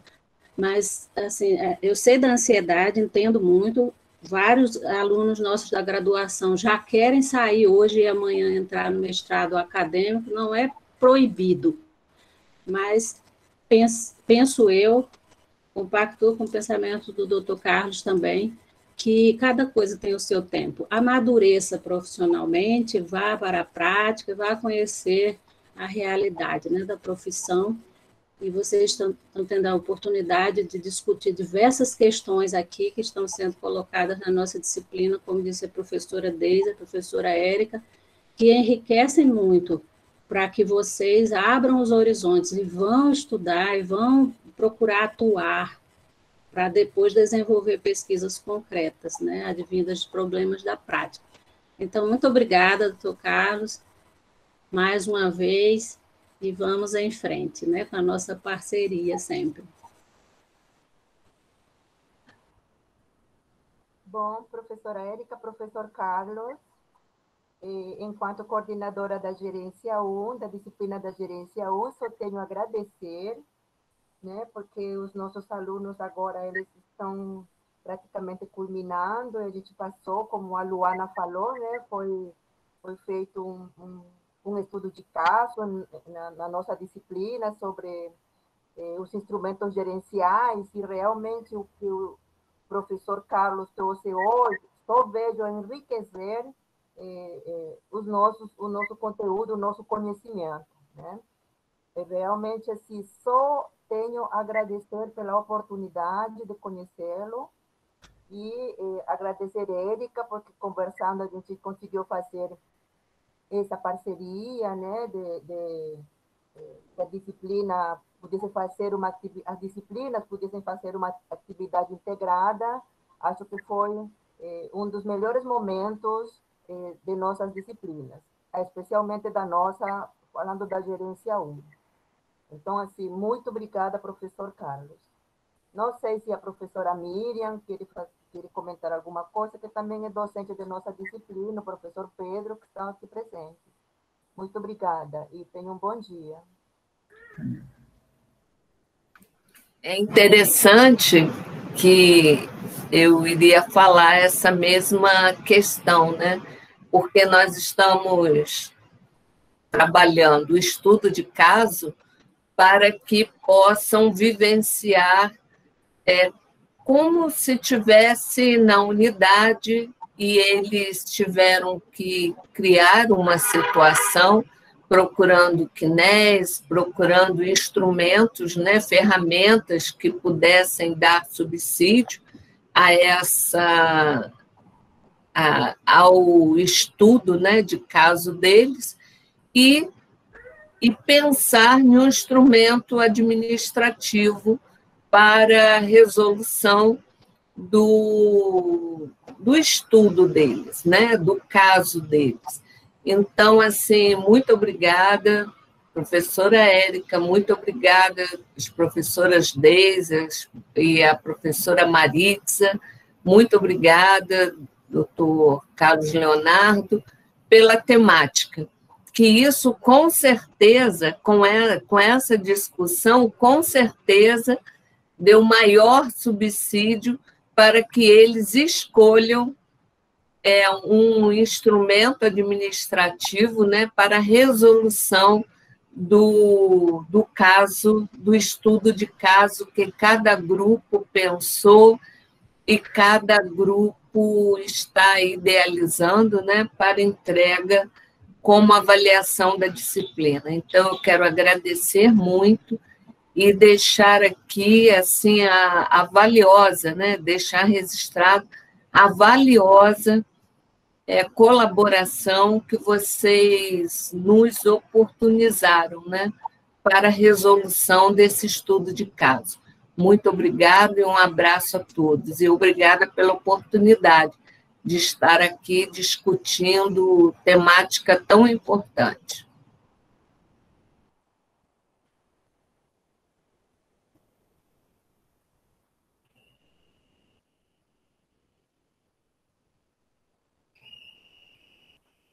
Já vamos deixar a Érica, o professor acionado para o próximo semestre letivo conosco. Professor permanente da disciplina de gerência. É verdade. Eleito.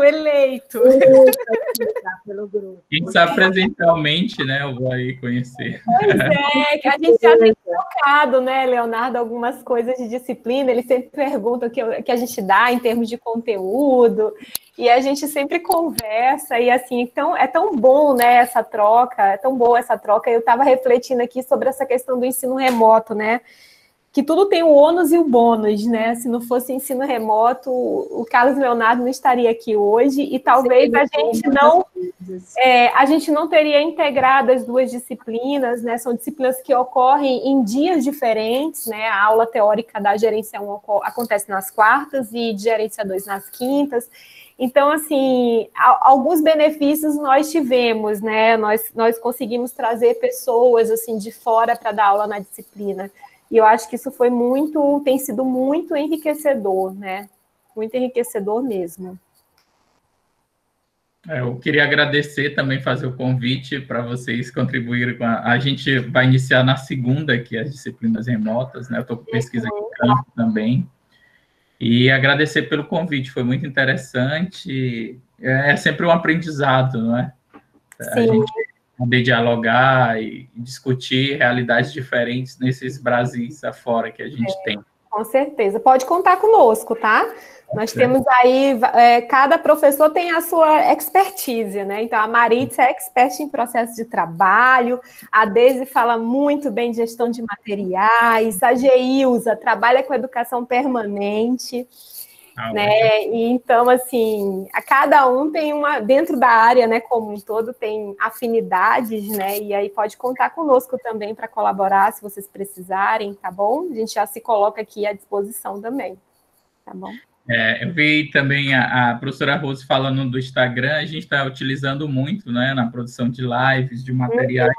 Eu queria deixar o meu Instagram profissional também. Com certeza, fica à vontade. Atividades, dicas de enfermagem, de eventos, de produção científica, Dr. Carlos Leonardo Cunha, se puderem seguir também, a gente... É um espaço também de interlocução e de comunicação, né? Obrigado. Com certeza. Obrigada mais uma vez. Nós vamos estar enviando o certificado, tá?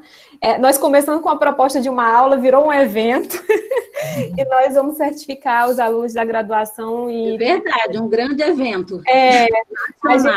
Nossa vontade era abrir, assim, divulgar, né? E a Deise, a gente conversou muito sobre isso, mas com essa restrição do G Suite, a gente ficou com muito receio de ultrapassar o número e gerar algum problema, né? Mas, assim, a nossa vontade era realmente abrir para os grupos de pesquisa, né? Mas convidado, Érica, para fazer uma live no MPEA, hein?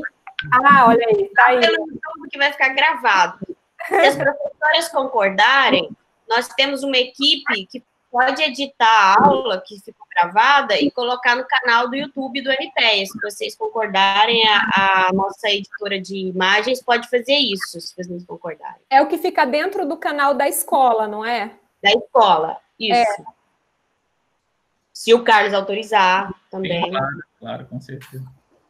Depois pode divulgar. As nossas têm média de 1.000, 1.500 visualizações, né? Legal. E aí a pessoa que edita pode fazer, tipo, uma abertura, colocando as disciplinas de gerência 1 e 2, a equipe, que eu acho que é legal divulgar o nosso trabalho também, as docentes, as monitoras. Bem legal. A gente faz sim. Isso. Então, acho que é isso, né?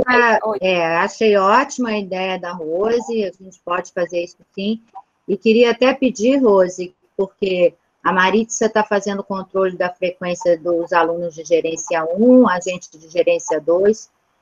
Você, junto com o grupo, pode encaminhar para nós os alunos da pós-graduação que participaram com os e-mails, que a gente também pode emitir o certificado, tá?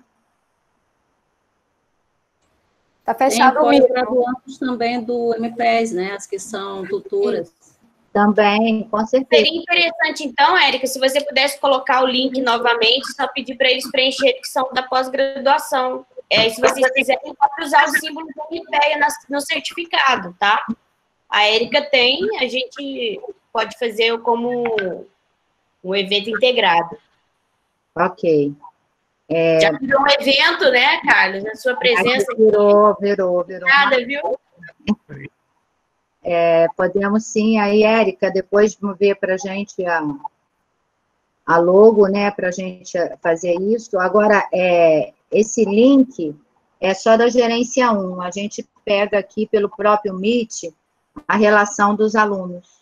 Só que não tem o e-mail. Nós temos os e-mails da gerência 2, né, mas não temos do pessoal do MPES. Na MPES a gente tem, né, Geilza? Não temos da... do MPES já tem. Eu tenho do MPEA, eu vi quem estava participando, eu faço, então.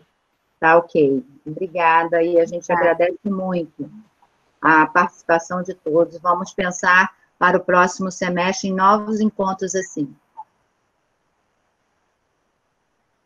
Obrigada, professor Carlos. Obrigada pela sua disponibilidade e de trazer para nós o seu conhecimento. Contribuiu muito para todos nós. Eu que agradeço o convite. Professora Simone, da Universidade Federal de Alfenas, mais uma vez, obrigada por estar aqui na nossa aula. É um prazer, tá? Se você quiser falar alguma coisa, pode ficar à vontade também. Boa tarde já, né? Boa tarde, pessoal. Muito obrigada, viu, de permitir a participação.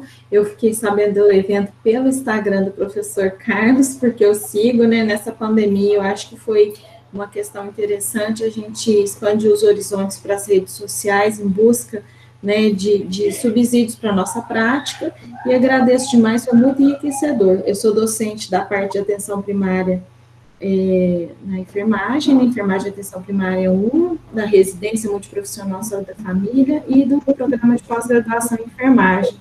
E foi, assim, maravilhoso poder ouvir mais uma vez o professor Carlos e compartilhar das experiências de vocês. Eu sou muito de acordo com a questão da evolução e experiência profissional junto com a pós-graduação. Eu também passei por esse percurso, né, fui enfermeira muitos anos antes de fazer o mestrado, enfim. Agradeço muito. Muito obrigada, pessoal. Agora seria bom abrir as câmeras para a gente fazer uma foto, né? Eu não estou conseguindo abrir a minha hoje, não sei o que deu nela aqui. Alguém tem um aplicativo, alguma extensão que faz print de tela? Porque o meu não deu certo, e aí aparece a tela como eu vejo aqui, não fica legal. Mas tem um aplicativo que deixa todas as câmeras pequenininhas, né? Se alguém tiver algum aluno aí, avisa e faz o print para a gente. Larissa, você pode fazer aí do seu computador? A sua está fechada, a sua câmera, Érica. Vou abrir, peraí. Pronto. Ó, lá, Letícia disse que tem um mosaico. Os alunos que já são altamente tecnológicos nos ajudem com essa parte, por favor. Façam um print aí, coloquem no grupo. Agatha, tá aparecendo seu computador. Agatha é uma das bolsistas, Carlos, do COFEM. Tem alguém fazendo print, gente?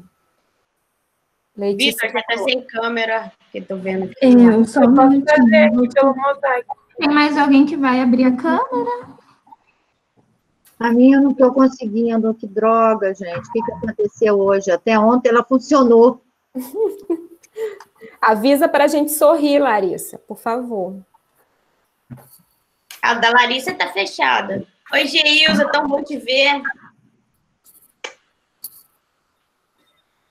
Tá com o som fechado, Geilza.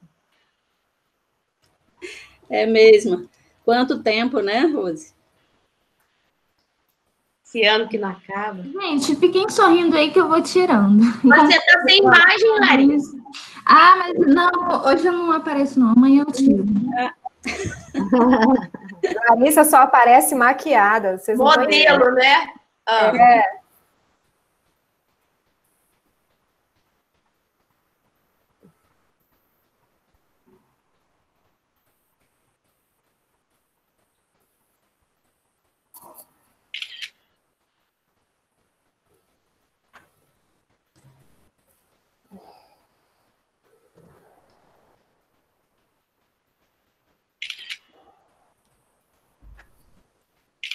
Já está indo no chat.